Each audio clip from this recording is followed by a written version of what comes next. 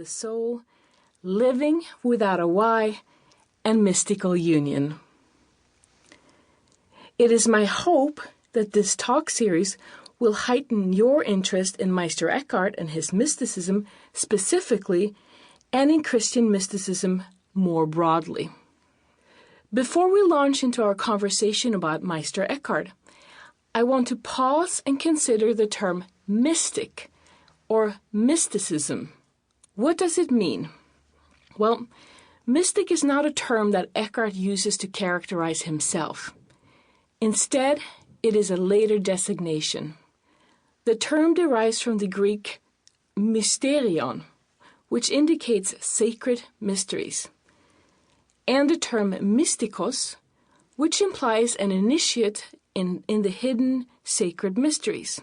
In contemporary usage, mysticism has come to mean someone who experiences God through special, extraordinary experiences such as visions, auditions, ecstasies, etc., etc. However, we will use the term in a much broader sense, meaning someone who experiences the presence of God.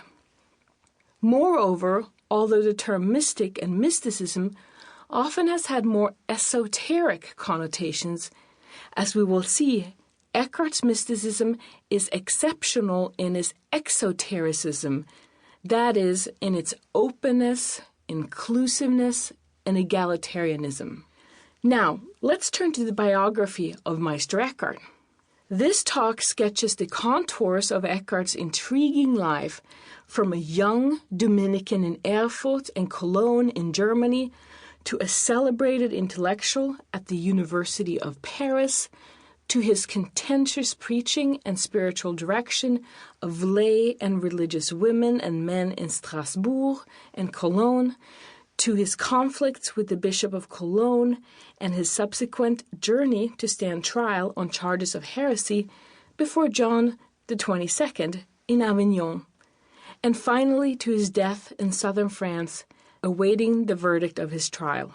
Eckhart's whole life is a testimony to his vocation to being both a teacher and a preacher. In his own day, Eckhart commanded respect as both a Lesemeister, that is, a master of reading as a famous professor at the prestigious University of Paris, and as a Lebemeister, a master of life as a beloved preacher and spiritual guide. We think that Eckhart was born circa 1260 and died in 1328.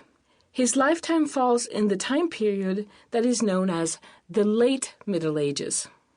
The preceding High Middle Ages are characterized by an economic upswing which resulted in an industrialization, urbanization, and emergence of universities, especially in the Low Countries, the Rhineland, northern France and Italy, and southern England.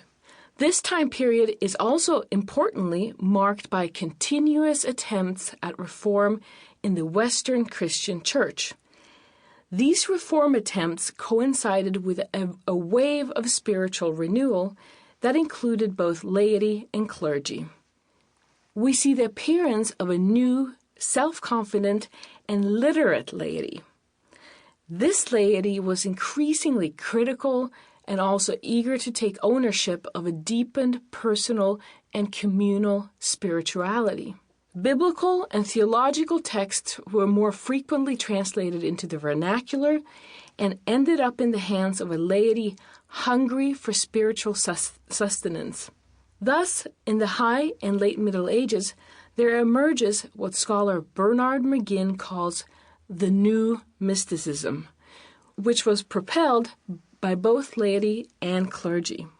The new mendicant orders were in part formed in response to the new spiritual landscape, and the Dominicans especially were founded to combat heresy. Mystical texts were now often composed in the vernacular by women and men, laity and clergy, and people of different social classes, and describe a rich spiritual life and a profound personal and at times ecstatic and even erotic relationship with God.